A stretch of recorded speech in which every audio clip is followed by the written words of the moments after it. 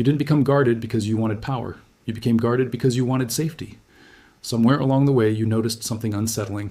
The moments you opened up, the moments you revealed fear, confusion, hope, or emotional need, those moments were remembered, stored, used, not immediately, not obviously, but later. A shift in tone, a loss of respect, a subtle withdrawal of warmth, a weaponized silence. So you learned. You learned that power isn't about dominance, it's about exposure. And whoever exposes more loses first. This is where emotional power games begin, not in cruelty, but in protection. You stopped saying what you felt. You started saying what was safe. You became composed under pressure, rational, calm, impressive. And quietly, you mistook emotional absence for strength. Here's the paradox no one warns you about. The weakness you're told never to show is not emotion. It's unprotected vulnerability in the presence of unsafe people. Because when vulnerability is revealed without discernment, it stops being intimacy. It becomes leverage. And the tragedy is this. The same sensitivity that once made you human is now used to control you. To understand this dynamic, you have to understand the nervous system, not morality. At the center of emotional power games is hypervigilance, a nervous system trained to scan for threat, hierarchy, and shifts in control. Often learned in childhood environments where emotions were unpredictable, dismissed, or punished. You learned to read before you spoke. You learned to assess before you felt. This often overlaps with emotional neglect, not overt abuse, but the absence of protection when vulnerability was shown. Your emotions weren't mirrored or safeguarded. They were ignored, minimized, or subtly turned against you. So your system adapted. Another mechanism appears, avoidant attachment. Closeness becomes dangerous because closeness reveals need. And need, in your experience, invites loss of power. Your brain's default mode network, the system responsible for your inner narrative, quietly rewrites itself. Instead of, I am safe being known, the story becomes, I am safest when I am controlled. This isn't manipulation, it's adaptation. But power games emerge when two nervous systems speak different languages. One seeks connection through exposure, the other seeks control through information. And vulnerability, once revealed, becomes data. The cost of living this way is subtle but immense. You trade authenticity for safety.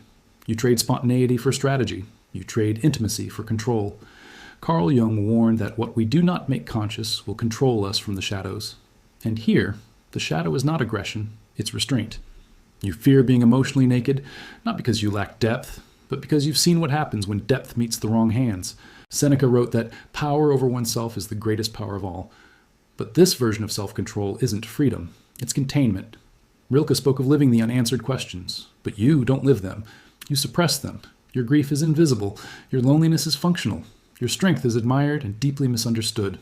You're not afraid of love. You're afraid of being disarmed by it. So you stay composed, even when you ache, especially when you ache. This childhood logic doesn't fade. It evolves. You might notice it in relationships. You attract partners who push for vulnerability without offering safety, or who retreat the moment you finally open. You might feel it at work, hypercompetent, emotionally neutral, respected but unseen. You might struggle with boundaries, either too rigid or too porous, depending on who holds the power. You might regulate emotions through suppression, not expression, remaining calm on the outside while tension calcifies inside the body. You might struggle with identity, unsure where performance ends and self begins. You might self-sabotage intimacy, not by leaving, but by withholding. These are not flaws, they are strategies. But awareness changes the game. Unlearning begins when you stop asking, how do I stay protected? And start asking, who has earned access to my inner world? Not everyone deserves vulnerability, and withholding it indiscriminately is just as damaging as giving it away carelessly. Power is not silence. Power is discernment.